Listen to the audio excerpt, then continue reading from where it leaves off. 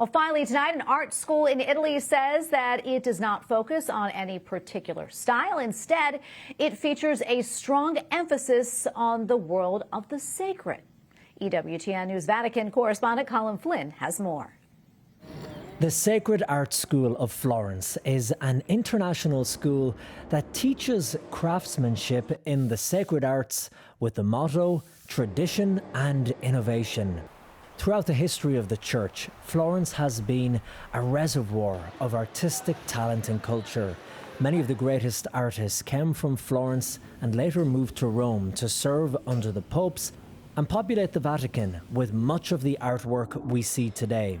The school is focused on exploring the theme of the sacred within many artistic fields and serves as a workshop where students, teachers, artists and artisans meet. The school was established 10 years ago and is undergoing an evolution. It is becoming a great source for contemporary sacred art. There are 3 main workshops, one for painting, one for sculpting, and one for goldsmithing. And there's a new one which has been established, a workshop dedicated to art choreography. The students take theory classes in theology and liturgy to understand the world of the sacred. This is mixed then with the practical art technique classes. The students come from all over the world to study sacred and holy art.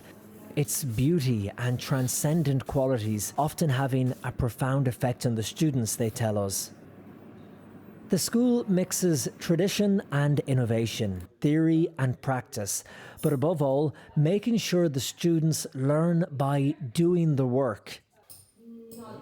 The school's goal is to train the next generation of artists and artisans in the world of sacred arts, and also to strengthen the skills of those already immersed in that world. The job of the students here is to convey timeless tales and stories, often with profound messages, and portray some of the most important figures in the history of the Church in a way that is both beautiful and relatable. The students don't see their work as college projects or simply something that has to be completed in order to get a grade, but instead as works of art, skillfully crafted individual pieces that portray something sacred and beyond this world.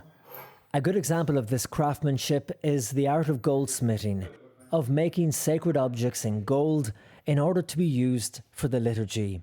Students create Eucharistic vessels from precious metals, like a pyx or a monstrance, and the goal is that these will be used in churches when they are finished, like in the medieval era.